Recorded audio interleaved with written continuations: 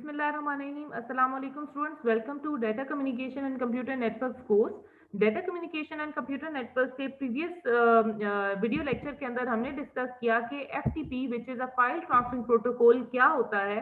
हमने डिस्कस किया कि FTP एक out of band communication data protocol communication protocol है जिसके अंदर दो टीसीपी कनेक्शन होते हैं। एक कनेक्शन कहलाता है कंट्रोल कनेक्शन जिसके ऊपर जो भी कंट्रोल इंफॉर्मेशन है वो सेंड की जाती है, और एक कनेक्शन कहलाता है टीसीपी डेटा कनेक्शन जिसके थ्रू जो भी डेटा ट्रांसफर पॉसिबल होनी है वो इस टीसीपी कनेक्शन के सेकंड टीसीपी कनेक्शन के थ्रू की जाती है। हमने कहा कि एफटीपी एक स्टेटलेस प्रोटोकॉल नहीं है बल्कि ये स्टेट मेंटेन रखता है, अनलाइक एचटीटीपी प्रोटोकॉल। अब हम डिस्कस कर रहे हैं कि इलेक्ट्रॉनिक ईमेल क्या है और कौन से ऐसे प्रोटोकॉल हैं जो कि इलेक्ट्रॉनिक ईमेल को सेंड करने में काम आते हैं। जब हम इलेक्ट्रॉनिक ईमेल की बात करते हैं तो जब से इंटरनेट डेवलप किया गया है तब से हम इलेक्ट्रॉनिक ईमेल की यूजेज को देखते आ रहे हैं। हम कहते हैं कि basically internet was developed for transferring data from one place to another among a group of trustworthy people. So basically email भी इसी काम आता है कि हमने एक जगह से दूसरी जगह जब फाइल को ट्रांसफर करना होता है तो हम ईमेल को यूज करते हैं। जब हम एक ऑर्डिनरी ईमेल की बात करते हैं, इलेक्ट्रॉनिक ईमेल की बात मेल की बात करते हैं तो बेसिकली तीन कंपोनेंट से मिलकर बनती है। एक होता है यूजर एजेंट, एक होते हैं मेल सर्वर्स, और फिर कुछ प्रोटोकॉल्स हैं जो कि यूज होते हैं to transfer email from one server to another. तो हम यहाँ पे जो प्रोटोकॉल पढ़ रहे हैं that is simple mail transfer protocol, that is SMTP. ठीक है, तो यूजर एजेंट बेसिकली क्या है, एक रीडर है जो कि फाइल को कंपोज कर रहा होता है, या तो एडिट कर रहा होता है या रीड कर रहा होता है। जो भी ईमेल आपने सेंड करनी है वो यहाँ पे जनरेट हो रही होती है, या यहाँ पे एडिट हो रही होती है, या यहाँ पे रीड की जा रही होती है। एक दफा आपने ईमेल क्रिएट कर दी तो उसके बाद ईमेल सेंड की जाती है मेल सर्वर पे। ईमेल सर्वर के पास हमारे पास यहाँ पे क्यू मौजूद होता है। ठीक है, अब वो क्यू क्यों मेंटेन किया जाता है, क्योंकि बाज़ औक़ात आपने ईमेल सेंड नहीं की। जब हम एसएमटीपी की बात करते हैं तो एसएमटीपी डायरेक्ट ईमेल सेंड करता है। लेट्स सपोज इस मेल सर्वर ने इस मेल सर्वर को हम कहते हैं ये ए मेल सर्वर है, इसने बी को ईमेल सेंड करनी है लेकिन at that time B server up नहीं है। ठीक है, तो ये क्या करेगा, ये ट्राई करेगा कि ईमेल सेंड की जाए इसे, लेकिन जब इसे ईमेल नहीं सेंड की जा सकेगी तो ये किसी और को ईमेल सेंड नहीं करेगा बल्कि ये अपने पास क्यू करेगा उस ईमेल को, और हर 30 मिनट के बाद वो ट्राई करेगा कि अब बी अप हुआ है। अगर बी अप होगा तो वो इसको फाइल ट्रांसफर करेगा, वरना वो अपने पास क्यू के अंदर उसे स्टोर रखेगा। ठीक है, तो इसलिए हम जो आउटगोइंग मैसेजेस का क्यू है वो अपने पास स्टोर रखते हैं। ये आउटगोइंग मैसेजेस का क्यू है और ये बेसिकली यूजर की मेल बॉक्स है जो कि उसकी जो मैसेजेस यूजर के होंगे वो इस मेल बॉक्स के अंदर स्टोर करते जाएंगे। ठीक है, okay. User agent as we have discussed is an composing, editing and reading software. उसके बाद एग्जांपल्स में आउटलुक एक यूजर एजेंट है, थंडरबर्ड एक यूजर एजेंट है, आईफोन मेल चैट एक यूजर एजेंट है। जितने भी आउटगोइंग मैसेजेस हैं वो हम सर्वर पे स्टोर करते हैं। मेल सर्वर बेसिकली क्या है हमारे पास कि जिस तरह हमारा पोस्ट ऑफिस का सिस्टम है कि आपने कोई ईमेल अगर मेल सेंड करना है या लेटर सेंड करना है तो आप क्या करेंगे, अपने घर के बाहर जो पोस्ट ऑफिस होगा वहां पे प्लेस कर देंगे। अब वहां से जो ईमेल है वो निकाल के पोस्ट ऑफिस के थ्रू, जो आपका रीजनल पोस्ट ऑफिसर होगा उसके थ्रू आपके जो जिसको आपने सेंड किया उसके घर के बाहर जो पोस्ट ऑफिस होगा उसके अंदर रख दिया जाएगा, और वो जब भी उसे टाइम मिलेगा वो उस ईमेल को ओपन करेगा और रीड करेगा। ठीक है, so mail box contain incoming messages for the user, messages queue of the outgoing mail messages. ठीक है, तो इस तरह से मैसेज क्यू कर दिए जाते हैं। SMTP protocol between the mail server is used to send email messages. दो एसएमटीपी प्रोटोकॉल के पॉइंट्स होते हैं, एक क्लाइंट साइड है और एक सर्वर साइड है। क्लाइंट साइड एसएमटीपी प्रोटोकॉल की कौन सी है कि जब आपने ईमेल सेंड की तो जो सेंडिंग सर्वर है वो उस वक्त एज अ क्लाइंट के तौर पे काम कर रहा है, क्लाइंट एसएमटीपी है, और जो रिसीविंग मेल सर्वर है वो उस वक्त एज अ रिसीविंग सर्वर के तौर पे काम कर रहा है। टीसीपी यूज किया जाता है to transfer email using SMTP protocol, और जैसे हमने डिस्कस किया था कि एफटीपी पोर्ट 21 को यूज करता है, एसएमटीपी पोर्ट 25 को यूज करता है। और हमने ऑलरेडी डिस्कस किया कि डायरेक्ट ट्रांसफर होता है between the sending and receiving server. अगर आपने सेंडिंग ईमेल सेंड करनी है from user A to user B और दरमियान में कोई इंटरमीडिएट सर्वर भी आते हैं, तो एसएमटीपी आपकी फाइल को इंटरमीडिएट सर्वर पे ट्रांसफर नहीं करता, बल्कि आपकी file direct from the sending server to the receiving server send की जाती है। जो फाइल ट्रांसफर है आपकी वो 3 फेजेस पे कंसिस्ट करती है। पहली है हैंडशेकिंग, दूसरी है आपकी ट्रांसफर ऑफ द मैसेज और तीसरी है आपका क्लोजर ऑफ द ईमेल और फाइल ट्रांसफर। जब हम हैंड शेकिंग की बात करते हैं तो हैंड शेकिंग वो फेज है जिसके अंदर जो सेंडिंग साइड है या जो रिसीविंग साइड है उसके जो ईमेल एड्रेसेस हैं वो वेरीफाई किए जाते हैं, और जितनी भी कंट्रोल इंफॉर्मेशन है वो सेंड की जाती है। Transfer of the email is actually transferring of the data, और क्लोजर कि आपने जब ईमेल सेंड कर दी तो उसके बाद आपकी जो ईमेल है वो ईमेल सर्वर क्विट कर देगा, तो वो आपका क्लोजर है। कमांड या रिस्पांस इंटरेक्शन वैसा ही है जैसा कि एचटीटीपी या एफटीपी का होता है। कमांड हमेशा आस्की टेक्स्ट में सेंड की जाती है, 7 बिट आस्की कोड्स होते हैं। रिस्पांस में स्टेटस कोड्स और फ्रेज होते हैं जैसे कि एचटीटीपी के या एफटीपी के होते हैं। यहाँ पे हमारे पास ईमेल सर्वर पे एक रिस्ट्रिक्शन क्या है कि जितने भी आपने मैसेजेस सेंड करने हैं वो 7 बिट आस्की पे कंसिस्ट करेंगे। अब ये जब हमने इंटरनेट डेवलप किया था, जब हम सिंपल फाइल्स ट्रांसफर करते थे उस तक के लिए तो ये पॉसिबल था, लेकिन अगर हम मॉडर्न एरा की बात करें तो हम ईमेल्स में इमेजेस भी ट्रांसफर कर रहे हैं, हम वीडियो फाइल्स ऑडियो फाइल्स भी ट्रांसफर कर रहे हैं, तो उन फाइल्स का 7 बिट आस्की पे कन्वर्ट होना या सेंड होना पॉसिबल नहीं है। तो उसके लिए हमें कंप्रेशन टेक्निक्स या इनकोडिंग टेक्निक्स की जरूरत पड़ती है, जो कि हमारे इस प्रोसेस को कॉम्प्लेक्स कर देता है। जबकि एचटीटीपी की अगर हम बात करें तो एचटीटीपी ऐसा जो इनकोडिंग कोई इनकोडिंग स्कीम को यूज नहीं करता, तो वो एक सिंपल प्रोटोकॉल है। लेकिन चूंकि 7 बिट आस्की की रिस्ट्रिक्शन है एसएमटीपी पे, तो ये एक कॉम्प्लेक्स प्रोटोकॉल बन जाता है। अब एक सिनेरियो हम देखते हैं जिसमें एलिस सेंड करना चाह रही है मैसेज टू दी बॉब, ठीक है। तो सबसे पहले क्या होगा, स्टेप 1 में एलिस अपना यूजर एजेंट यूज करके एक मैसेज कंपोज करेगी टू bob@someschool.com इस आईपी एड्रेस के लिए, ठीक है। तो पहला स्टेप क्या है कि एक ईमेल जनरेट की जाएगी जो कि बॉब को सेंड करनी है। उसके बाद एलिस अपने यूजर यूजर यूजर एजेंट को के थ्रू वो मैसेज सेंड करेगी अपने मेल सर्वर पे, और वो मैसेज प्लेस कर दिया जाएगा मैसेज क्यू के अंदर, ठीक है। अब यहाँ पे ये स्टेप 2 है सेंडिंग का, ठीक है। ये मैसेज सेंड कर दिया गया है और किसी भी मीडियम को यूज करते हुए। और तीसरा स्टेप क्या है कि वो मेल सर्वर के अंदर क्यू कर लिया गया है क्योंकि ऑलरेडी वहां पे पैकेट्स मौजूद है। थर्ड स्टेप में एसएमटीपी की जो क्लाइंट साइड है, ये क्लाइंट साइड है और ये रिसीविंग साइड है, ठीक है।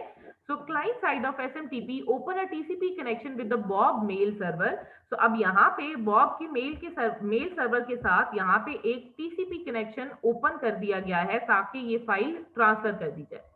SMTP client send Alice message over the TCP connection. अब ये जो एलिस का मैसेज है विच इज द ईमेल, वो इस टीसीपी कनेक्शन पे सेंड कर दी जाएगी जो रिसीविंग साइड का मेल सर्वर है उसको।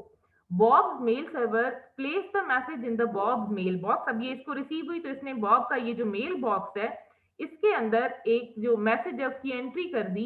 Bob invoke his user agent to read the message. अब बॉब को जब भी जरूरत पड़ेगी तो बॉब अपना जो यूजर एजेंट है उसके थ्रू इन्वोक करेगा इस मेल सर्वर को, और जो भी फाइल इसके लिए ईमेल आई है वो उसे रीड आउट कर लेगा, ठीक है। एक सिंपल एसएमटीपी का इंटरेक्शन देखते हैं जिसमें हमने ऑलरेडी डिस्कस किया कि 3 फेजेस होते हैं, एक हैंडशेकिंग, एक फाइल ट्रांसफर, एक क्लोजर होता है। तो सबसे पहले सर्वर ने हम सपोज करते हैं कि hamburger.edu का सर्वर है और क्लाइंट जो है वो creeps.fr है। सर्वर ने सबसे पहले 220 का मैसेज ओपन सेंड किया और क्लाइंट ने हेलो का मैसेज सेंड किया which is handshaking. 3 way handshaking हो रही है। सबसे पहले हेलो का मैसेज सेंड किया गया, हेलो creeps.fr। सर्वर ने जो रिस्पांस जनरेट किया वो है हेलो creeps.fr। उसने खुद को इंट्रोड्यूस किया क्लाइंट ने, और सर्वर ने उसका रिस्पांस जनरेट किया कि hello creeps.fr please to meet you, ठीक है। ये फर्स्ट स्टेप हो गया। मेल फ्रॉम एलिस, ये हमारे पास हैंड शेकिंग फेज है, ठीक है, जिसमें हम इंट्रोड्यूस कर रहे हैं सेंडर और रिसीवर को, ठीक। ये हमारे पास फर्स्ट फेज है। दूसरी फेज थी फाइल ट्रांसफर की। सो यहां से लेकर यहां तक हमारी फाइल ट्रांसफर कंप्लीट हो गई, ठीक है। डेटा सेंड किया जा रहा है, enter email with dot on the line by itself, do you like ketchup, how about pickles, ठीक है। ये हमारा ईमेल का कंटेंट है, और जब ईमेल सेंड कर दी गई तो ये हमारा क्लोजर है of the email, that is quit, और जो आपका hamburger.edu है, जो सर्वर है, वो अपना कनेक्शन क्लोज कर देगा, ठीक है। SMTP uses persistent connections।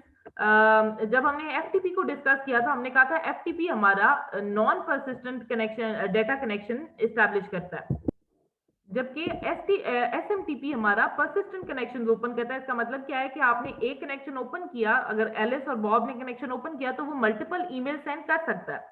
SMTP require message header and body to be in 7-bit ASCII। We already discussed that कि SMTP में हमारे पास restriction है कि जितना भी आपका डेटा है वो 7-bit ASCII में ट्रांसफर किया जाएगा। SMTP server uses CRLF to determine the end of message।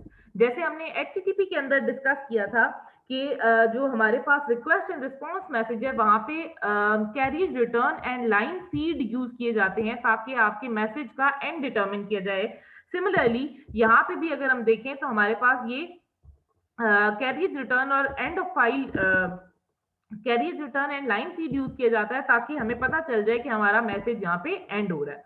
जब हम HTTP और SMTP की कंपैरिजन की बात करते हैं तो हमारे पास HTTP एक पुल प्रोटोकॉल है और SMTP हमारे पास एक पुश प्रोटोकॉल है। अब पुश और पुल प्रोटोकॉल से हमारा मतलब क्या है कि जब हम कहते हैं कि एक प्रोटोकॉल हमारा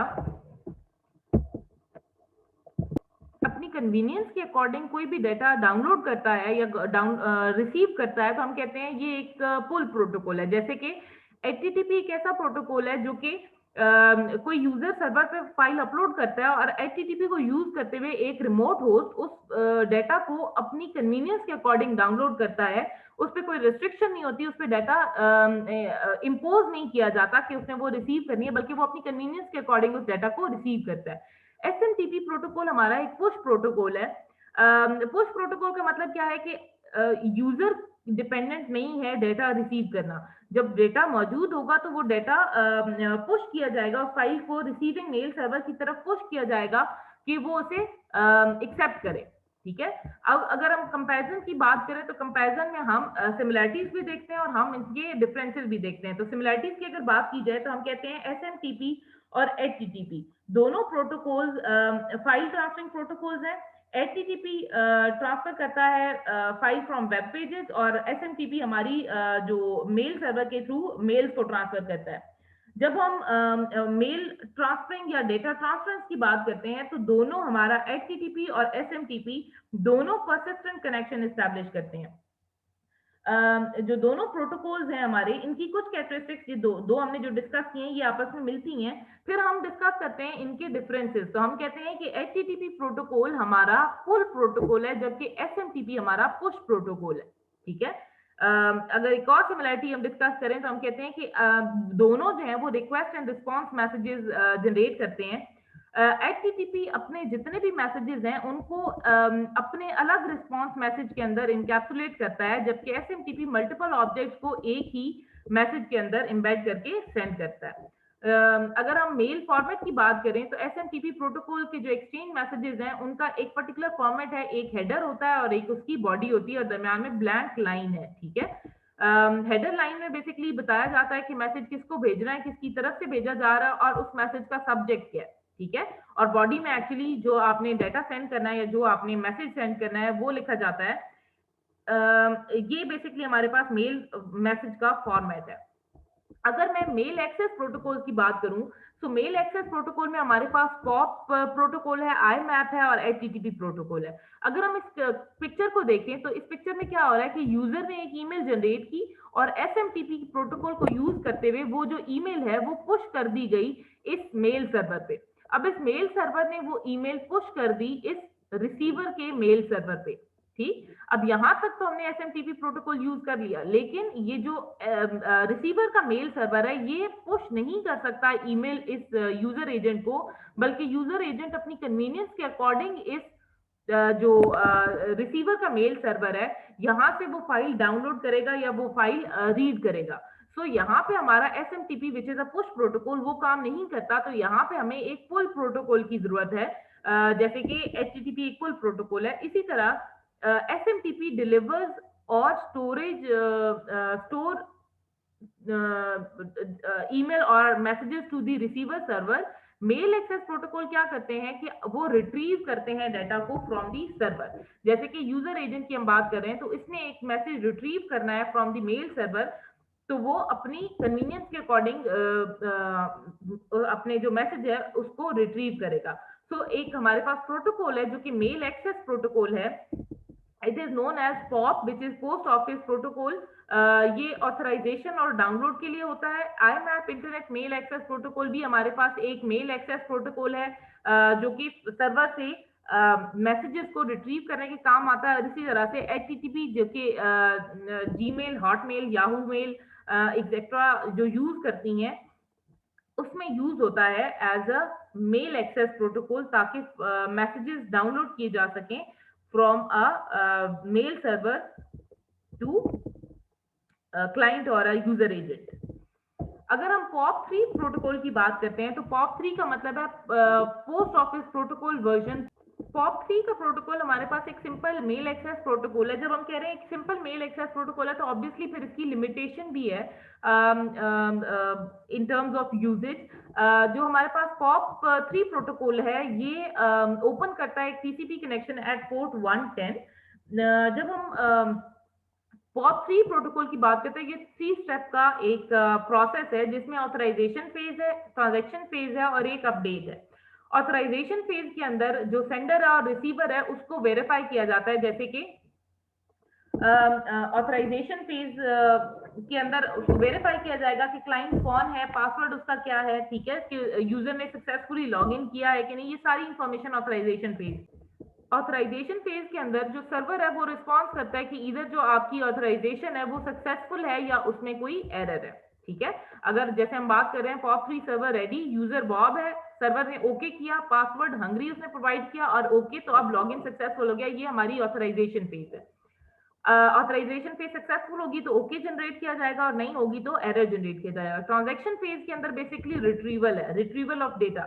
सो retrieval of data could be through a list, और कोई पर्टिकुलर फाइल आप रिट्रीव करना चाहें, आप कोई पर्टिकुलर फाइल मार्क करना चाहें, या आप उसे डाउनलोड करना चाहें या डिलीट करना चाहें, या कुछ भी जो फंक्शन आपने प्रोवाइड करना है वो हमारी ट्रांजैक्शन फेज के अंदर है।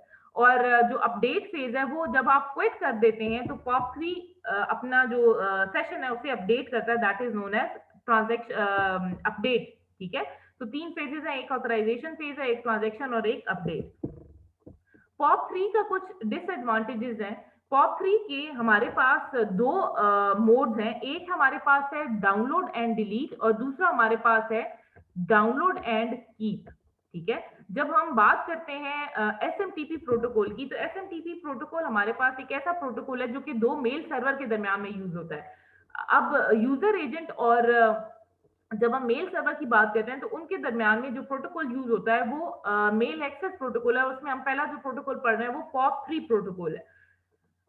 POP3 प्रोटोकॉल का जो पहला मोड है which is download and delete, ये क्या करता है बेसिकली कि अगर बॉब ने एक मैसेज, एलिस ने उसे मैसेज सेंड किया था और बॉब के मेल सर्वर वो मैसेज पड़ा हुआ था। बॉब ने जब उसे ओपन किया और उसने उसे रीड किया, तो उसने वो मैसेज एक दफा पढ़ने के बाद वो मैसेज डिलीट हो जाएगा सर्वर से।